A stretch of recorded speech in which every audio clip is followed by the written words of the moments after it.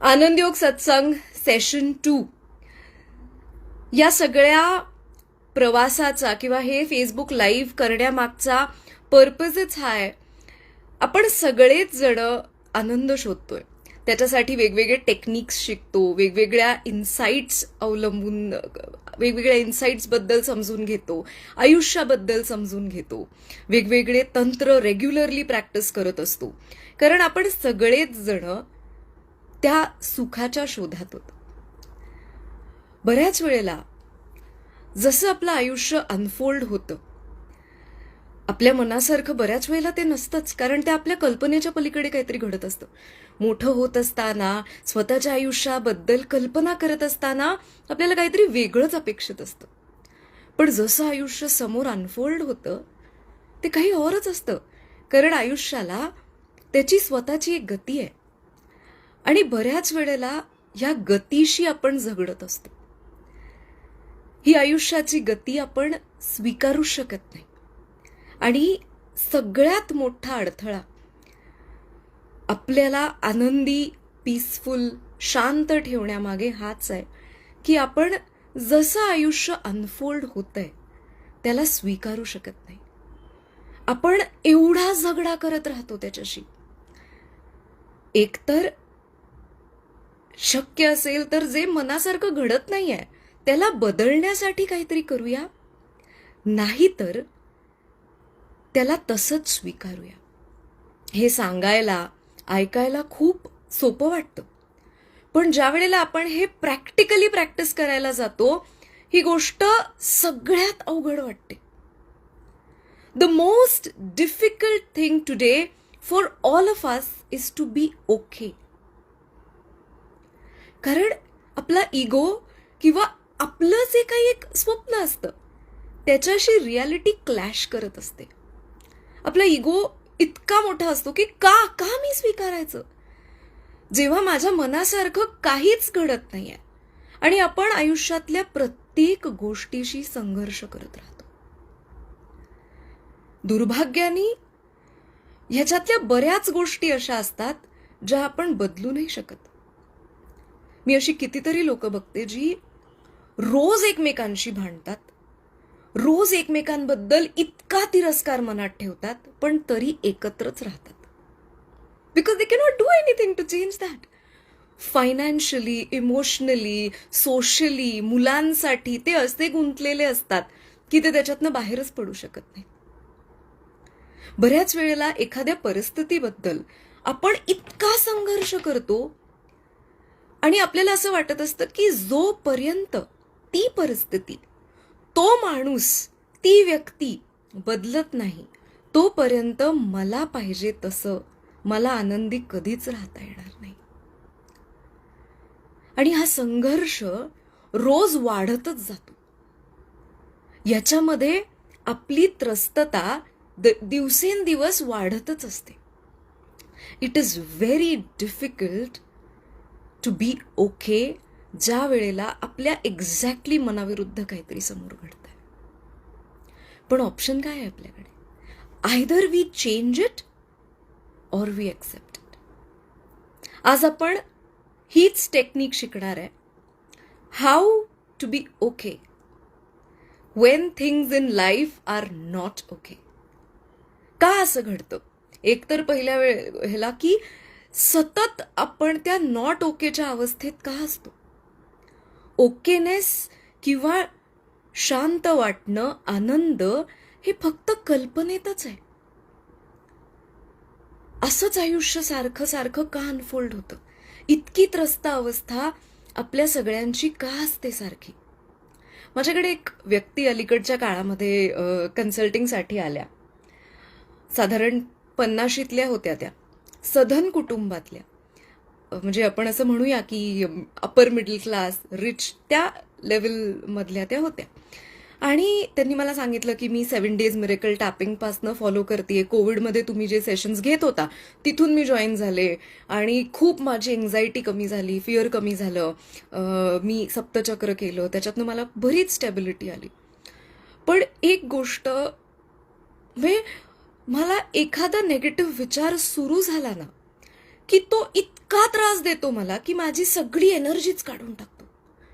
आणि मी मला इतकं गिल्टी वाटतं की मी स्वामींचं करते, मी ह्याचं करते, मी टॅपिंग करते, पण एक नेगेटिव्ह विचार किंवा एखादी काहीतरी मनाविरुद्ध घडलेली गोष्ट माझी सगळीच एनर्जी ड्रेन करते. म्हणून मी त्यांना विचारलं की ह्याचं ट्रिगर काय आहे? हा जो त्रास तुम्हाला होतो ह्याचं ट्रिगर असेल ना काहीतरी, की म्हणजे काहीतरी स्पेसिफिक बघितल्यावरती एकदम डिस्टर्बन्स होतो. तर त्यांच्याबरोबर त्यांचे मिस्टर पण आले होते. तर ते म्हटले की ॲक्च्युली काय घडलंय, तर ह्यांचा जो सगळा सोशल सर्कल आहे आणि हिच्या ज्या सगळ्या मैत्रिणी आहेत, सो ते आता सगळे अशा फेजमध्ये आहेत की मुलं मोठी झालेली आहेत, ती त्यांचं त्यांचं काहीतरी करतायत आणि नवरा बायको मिळून लांब लांब परदेशी दौऱ्यांवरती जातात, सारखे जातात. आणि आमच्या घरामध्ये प्रॉब्लेम असा आहे की माझी आई आहे जी आत्ता 75+ आहे आणि शी इज बेड रिडन आहे, पण हिला त्यांचं काही करावं लागत नाही, सगळी हेल्प आहे, there is lot of help. पण आम्ही फक्त लांब मोठ्या हॉलिडेजवर जाऊ शकत नाही. तर मी त्यांच्याकडे फक्त बघितलं की is this the reason that is bothering you? कारण आपल्यासारख्या लोकांना कदाचित वाटू शकतं ना की हे किती किती क्षुल्लक गोष्ट आहे ही, म्हणजे या गोष्टीवरनं इतका स्वतःला त्रास करून घेण्यासारखं काय आहे. पण ह्याच्यामध्ये एक खूप खोल इन्साईट दडलेली आहे. का असं होत असेल? आपण म्हणतो ना की कधी कधी सुख टोचतं. का टोचतं ते आपल्याला? तर मी त्यांना विचारलं की असं खरंच होतंय तुमच्याबरोबर? तर त्यांच्या डोळ्यातनं पाणी यायला लागलं. त्यांनाच इतकं लाजल्यासारखं झालं की ह्या गोष्टीमुळे मी त्रस्त आहे. पण त्या मला म्हणल्या मला खूप त्रास होतो.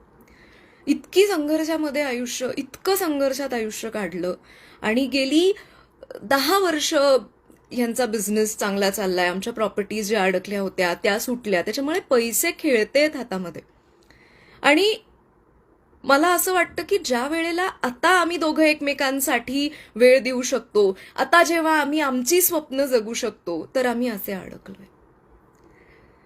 आणि त्या म्हणल्या मला खूप त्रास होतो, मी मैत्रिणींमध्ये जायचं पण बंद केलंय, कारण तिथे हेच विषय असतात की आम्ही आत्ता युरोपला जाऊन आलो, आम्ही आत्ता न्यूझीलंडला जाणार आहे, आम्ही US ला जाणार आहे, आम्ही इकडे जाणार आहे, तिकडे जाणार आहे. अँड शी सेड मला त्रास होतो या गोष्टींचा. म्हटलं प्रॉब्लेम ह्या त्रासाचा नाही आहे. प्रॉब्लेम काय आहे माहिती आहे? आपल्या सगळ्यांचाच हा प्रॉब्लेम आहे. आपण पिढ्यानपिढ्या अशा अवस्थेतून आलोय की जिथे life was very difficult. Life was difficult financially, life was difficult emotionally, life was difficult socially. आज एवढी लिबर्टी आहे, फारसं आज ज्याला जसं पाहिजे तसं तो जगू शकतो, ही त्याला लिबर्टी आहे. पण आपल्या पेशींवरती जेनेटिकली पिढ्यानपिढ्या या प्रॉब्लेम्सचे, या ट्रबलमध्ये राहण्याचे संस्कार आलेले आहेत. सो पेशींना ज्या वेळेला कॉन्स्टंटली, म्हटलं हे तर जाऊ दे, this is something that you don't know, लहानपणापासून तुमचं आयुष्य कसं होतं? त्या म्हणलं अतिशय खडतर होतं. म्हणजे इतकी वाईट परिस्थिती होती की आम्ही 4 बहिणी होतो आणि माझा नंबर 3रा आहे. सो सगळं त्या दोघींचंच वापरायला लागायचं. आणि आईला कायम BP, शुगर अगदी आधीपासून असायचं. सो कायम भीती असायची की काही मागितलं किंवा काही त्रास झाला तर आपल्यामुळे तिला त्रास होणार आहे. सो कायम असं दडपणातच. लग्न झालं तेव्हा पण अशीच परिस्थिती, सासूचा त्रास, घरातली सगळी माणसं, इतकं त्रस्त आयुष्य, मन मारून कायम जगत आले. आणि आता जेव्हा इतकं मोकळं आहे सगळं, आम्ही ह्या अडकलोय.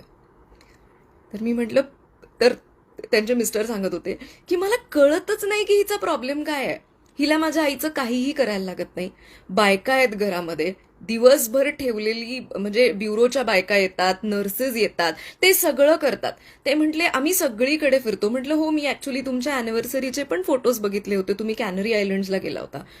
म्हटलं कितीतरी लोकांना, आपल्यातल्या कितीतरी लोकांना कॅनरी आयलंड सुद्धा माहित नाहीये. इथे लोणावळ्याच्या इथे येते आणि तिथे असं नाही जाता येत. You need a seaplane, water plane लागतं तिथे जायला. सो तिथे जाणं कधीतरी कोणाचं तरी स्वप्न असेल. तो म्हणे हो आम्ही असं इथे तिथे जातो पण लांब असं जाऊ शकत नाही. म्हटलं तुम्हाला कळतंय तुम्ही काय करताय? आज life has given you the liberty to be happy. पण आपल्या पेशींमध्ये जे संस्कार दडलेले आहेत ना, ते इतक्या त्रासाचे आहेत की आपल्याला त्याच्या पलीकडे रिस्पॉन्सच माहिती नाहीये. म्हणून आपण शोधतो की काय सापडेल मला to not be okay with life. Every day we are practicing to not be okay with life. आपण जेवढा ओकेनेस पोस्टपोन करतो ना, तेवढं आपण रोज हे प्रॅक्टिस करतो की कसं आणि काय काय कारणांमुळे मी नॉट ओके असलं पाहिजे. तर मला म्हटलं मग काय करायचं? म्हटलं पहिली गोष्ट तर आयुष्य ह्याच्यापेक्षा फार वाईट असू शकलं असतं. सपोज तुमच्याकडे पैसेच नसते, जबाबदारी आहे पण सगळं करायला लागलं असतं, काय केलं असतं तेव्हा? सो ज्या वेळेला आपल्या आयुष्यात काही अशा घटना घडतात ज्या आपल्या कंट्रोलच्या बाहेर आहेत, त्याला त्याचा एक स्वीट टाइम लागणार आहे लाईफमध्ये. All we can do is learn to be okay. रोज तीच भांडणं, रोज तीच कटकट. सो त्या मला सांगत होत्या की म्हणजे रडत रडतच की ते तर जाऊ दे सगळं, पण आजकाल आमचंही बोलणं कमी झालंय. सो त्यांचे मिस्टर मला म्हणाले, अहो बोलायला बसलं की ही मला फेसबुकवरनं तेच दाखवते की बघ ही कुठे फिरायला गेली, बघ हे कसं मजा करतात, बघ हे कसं करतात. एखाद्याच्या लाईफमध्ये असं का घडतंय ह्याला काहीच उत्तर नाहीये. वी डोंट नो की त्याच्या लाईफमध्ये आत्ता काहीतरी चांगलं का घडतंय, याचं काहीच उत्तर नाहीये. आणि we cannot be sad about it की याच्या लाईफमध्ये कसं चांगलं घडतं आणि माझ्या लाईफमध्ये का घडत नाही. प्रत्येकाचे डायनॅमिक्स वेगवेगळे आहेत. सो ते म्हटले की बोलायला बसलं की तोच विषय, मग तोच विषय मी किती वेळा त्याच्यावर काय आणि मी काय उत्तर देऊ. Still we manage everything. सुख टोचतं कारण पेशींना नॉट ओके राहण्याची सवय आहे.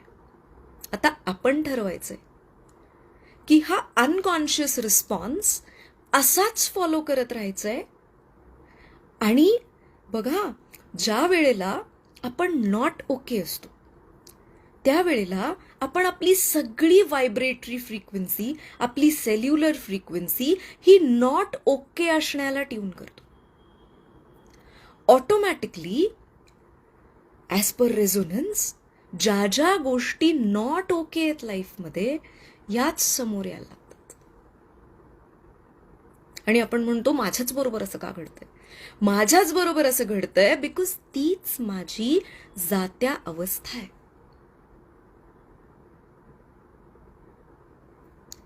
द लाईट ऑफ अवेअरनेस ह्याच्याबद्दल जाणीव जरी झाली ना आपल्याला की अरे आपण कारण नसताना रडतोय, कारण नसताना, आणि ही अशी गोष्ट त्याच्यासाठी आपण काहीही नाही करू शकत. Can we be okay?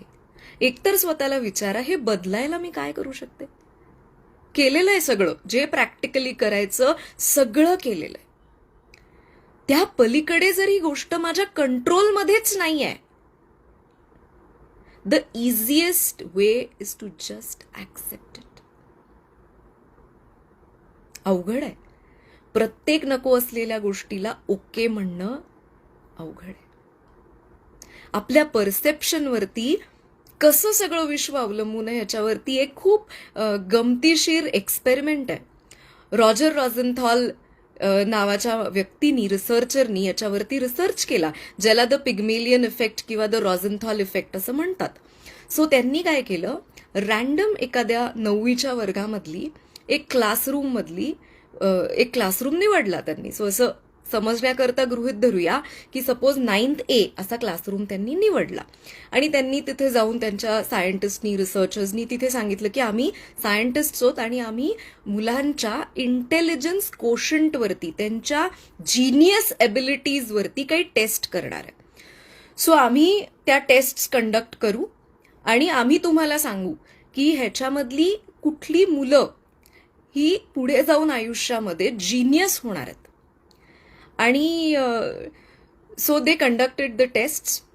ते काय जे सेट ऑफ टेस्ट्स होते ते सगळे त्यांनी कंडक्ट केले आणि रॉजर रॉझनथॉलच्या असिस्टंटनी रॅन्डमली अशी 10 मुलं त्या लिस्टमधनं चूज केली ज्यांचा टेस्ट रिझल्टशी काहीच संबंध नव्हता. रॅन्डम म्हणजे ज्याचं नाव येईल, तिला जे वाटेल, जे नाव आवडेल अशी 10 नावं चूज केली आणि ही 10 नावं नेऊन तिने त्या स्कूलमध्ये सांगितली की ही 10 मुलं जी आहेत ही आमच्या टेस्टनुसार ह्यांचा IQ, ह्यांचं इंटेलिजन्स कोशंट, ह्यांची जिनियस होण्याची कपॅसिटी ही या सगळ्या मुलांच्यात हायेस्ट आहे.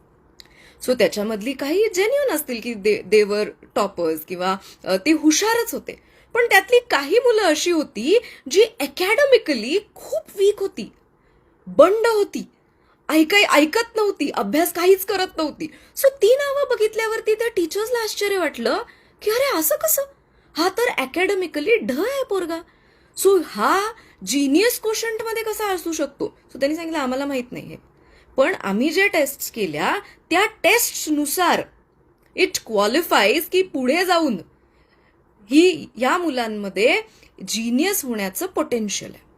सो आणि ते म्हटले की आम्ही आता ह्या मुलांना, ही जी 10 मुलं आहेत ह्यांचा प्रोग्रेस आम्ही वर्षभर मॉनिटर करणार. सो तुम्ही आम्हाला त्यांच्या दर टेस्टचे रिझल्ट्स पाठवा. सो आता क्लासमध्ये सगळीकडे बातमी पसरली ही सगळ्या टीचर्समध्ये की ही 10 मुलं आणि त्याच्यामधली जी अकॅडमिकली वाईट होती त्यांची तर आणखीन मोठी गॉसिप झाली ना की अरे यांच्यामध्ये ते पोटेन्शियल आहे.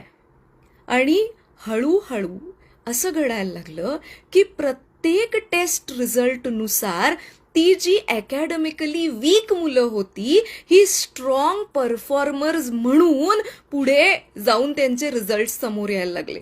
वर्ष संपेपर्यंत इट वॉज दॅट दे वर amongst the toppers of the class. हे कसं घडू शकतं? इन रियालिटी अशी काही टेस्टच केलेली नाहीये, रॅन्डमली चूज केलेले आहेत, पण परसेप्शन बदलल्यावरती ज्या गोष्टीवरचं आपलं परसेप्शन बदलतं त्या गोष्टीचा रिस्पॉन्स पण बदलायला लागतो. नीट ऐका, आयडिया समोरच्याला बदलायची नाहीये,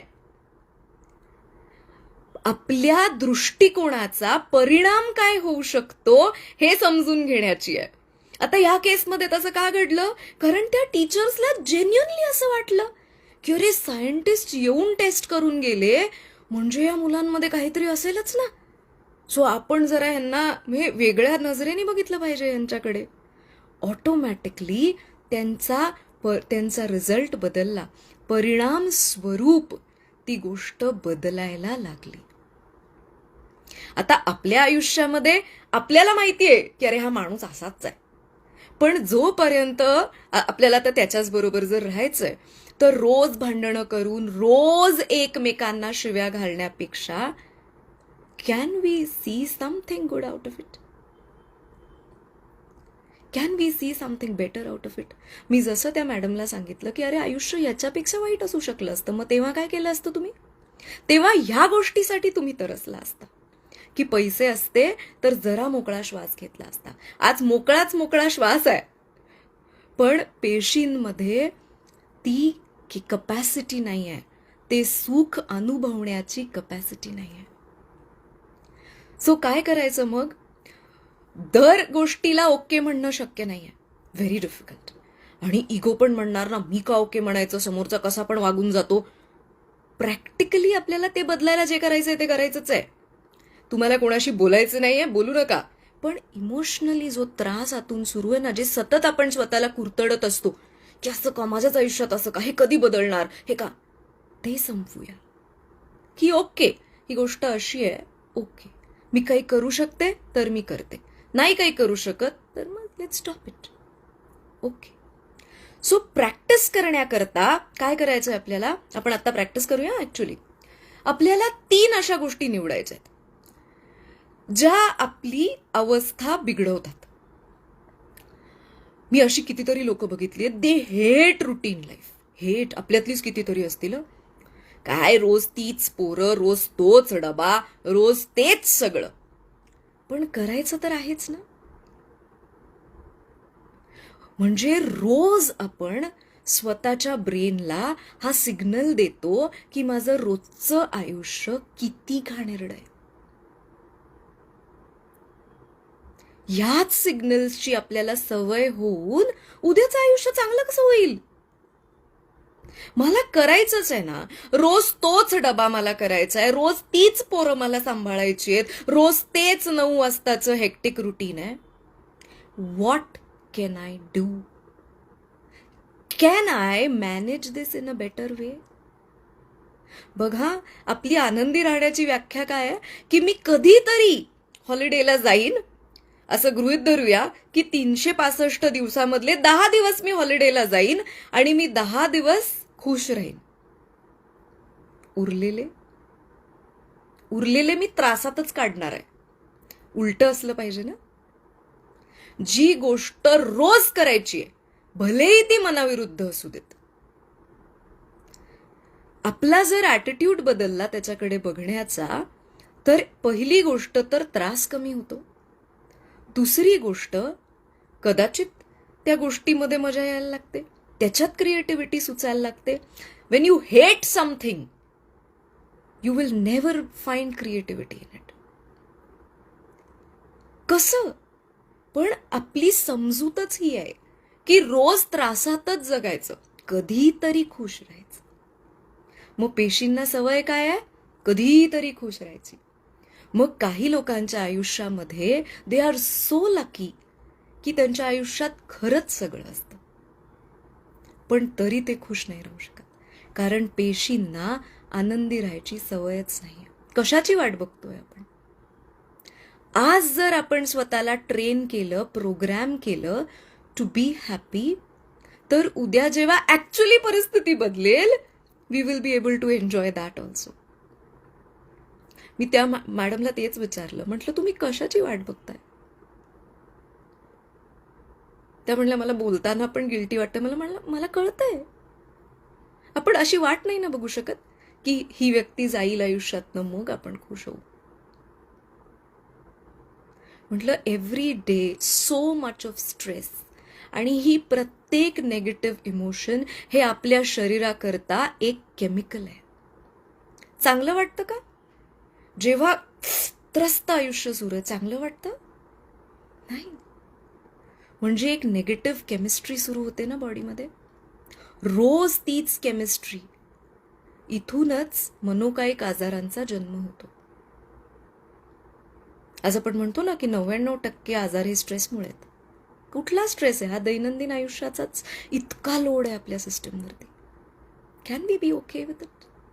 can we just say okay, ठीक आहे, मी काही करू शकत नाही ना ते बदलायला, मग at least let me be okay with it. Try करा. ऐकताना सोपं वाटतं कधी कधी, पण करायला लागलो की खूप अवघड होतं. आत्ता प्रॅक्टिस करूया आपण 1-2 मिनिटं. पण जर हे जमलं तर you will really be a happy soul walking this earth. नाहीतर आपण पण त्या त्रस्त माणसांच्या गर्दीमधलेच एक आहोत की जे कधीतरी खुश होण्याच्या स्वप्नामध्ये जगतो.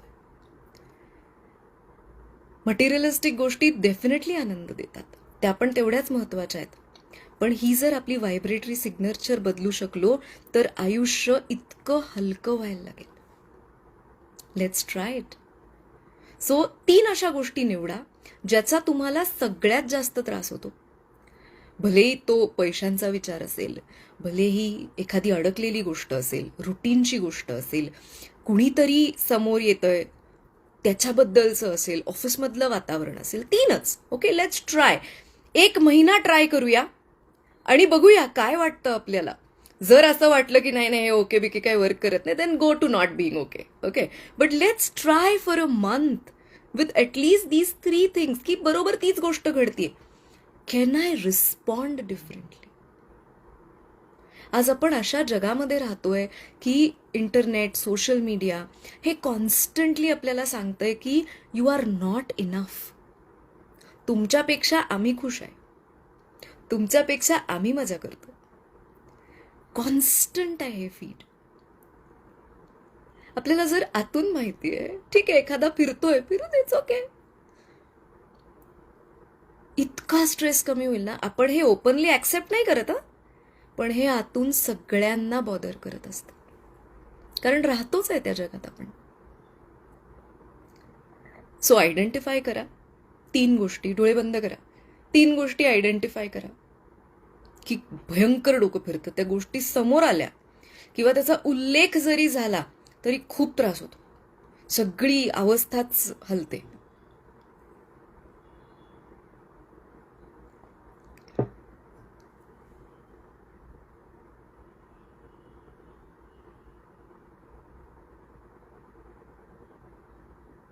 आता बोट अशी जॉईन करा, अशी, दिस वे.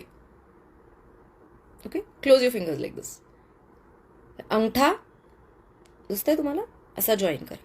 ओके, सो ज्या ज्या वेळेला आपण ओके म्हणणार आहे, आपण असं करणार आहे. Okay, clear? This way.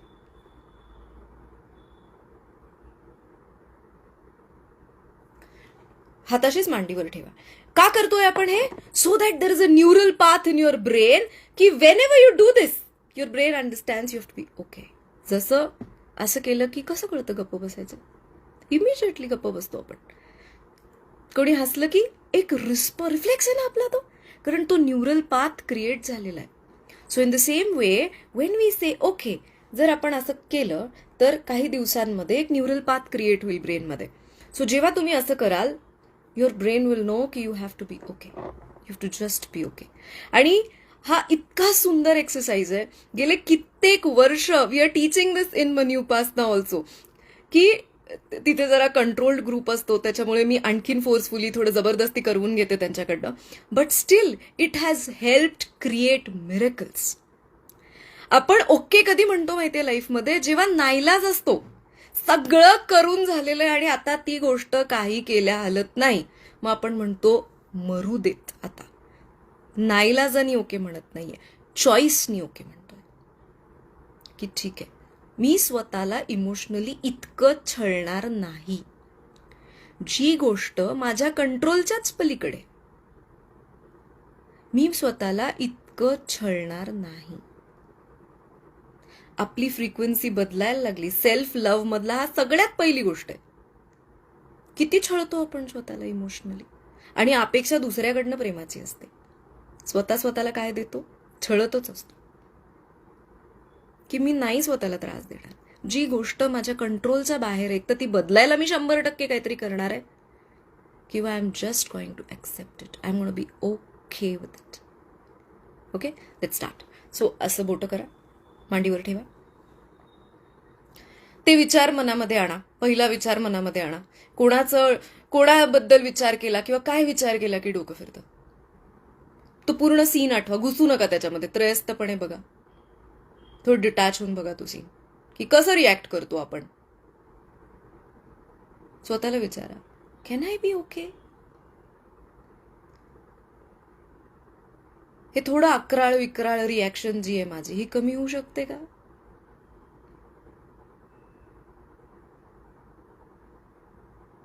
Can I be okay? Repeat करा माझ्याबरोबर. हे सुरुवातीला फोर्सफुली म्हणणार आहे आपण, पण एक पॉइंट असा येईल की जिथे आतूनच वाटायला लागतं दॅट इट इज ओके यार, ही गोष्ट माझ्यापेक्षा मोठी नाहीये, म्हणजे ही गोष्ट मला हलवू शकत नाही. ओके. परत तो विचार मनात आणा. Okay, I am okay, I am okay. दुसरा विचार, दुसरी कुठली गोष्ट आहे जी त्रास देते ती मनात आणा. म्हणा माझ्या बरोबर आहे, I am okay, I can be okay, I am okay, I am okay. I am okay.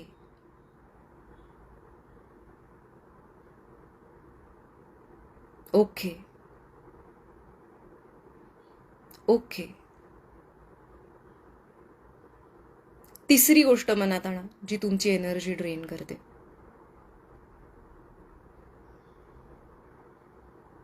Okay. It's okay. बघा किती त्रास होतोय तुम्हाला. It's okay. It's okay. It's okay. परत पहिला विचार आणा मनात, पहिली गोष्ट जी त्रास देते. परत कदाचित उफाळून वरती येईल फ्रस्ट्रेशन. It's okay. थोडं वेगळं रिॲक्ट करते मी यावेळेला, जरासं वेगळं, थोडं शहाण्यासारखं वागूया. It's okay. It's really okay.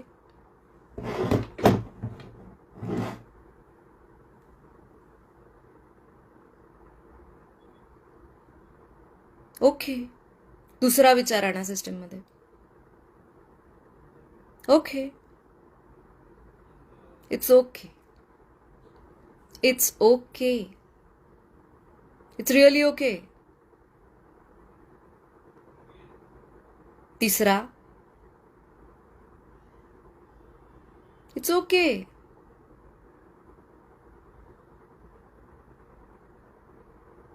Okay. It's okay. So उद्यापासनं ट्राय दिस. चालता फिरता the beauty of this technique is कुठेही करू शकता, कुठल्याही वेळेचं बंधन नाहीये, पण तुम्हाला जाणवेल की अचानकपणे एक असा डिस्टन्स क्रिएट होतो. आणि गंमत ही आहे की जोपर्यंत आपण एखाद्या गोष्टीला विरोध करत असतो ना, what you resist will persist. की मला हे नको, मला ही व्यक्ती नको, मला असं नको, मी अजिबात हे कधी करणार नाही, मी या व्यक्तीशी कधी बोलणार नाही. बरोबर तेच करावं लागणार. बरोबर तशीच माणसं वारंवार आयुष्यात येणार. आणि द डे यू से ठीक आहे यार, ठीक आहे, नाईलाजानी नाही, विथ अ चॉईस, की ठीक आहे, मी बदलायला काही करू शकत नाही ना, मी स्वतःला त्रास देणार नाही एवढं नक्की. आणि हळूहळू करत हा अवेअरनेस जसा वाढेल ऑफ बीइंग ओके, ऑटोमॅटिकली आयुष्यामध्ये बीइंग ओके निर्माण, आपल्याला ओके वाटेल अशा गोष्टी निर्माण व्हायला लागतील. कारण cellularly we are constantly practising not to be okay. Be aware. So ज्या वेळेला हात असे बंद कराल, लक्षात घ्या की टू जस्ट बी ओके, आणि विदिन मिनिट्स तो प्रॉब्लेम डिटॅच होईल. कधी कधी हीट ऑफ द मोमेंटमध्ये सवयीमुळे स्लिप होऊन जाऊ आपण, पण आठवलं तर परत तिकडे या. असं लगेच उद्यापासून असं काटेकोर सगळ्याला ओके ओके ओके म्हणत सुटलोय असं नाही.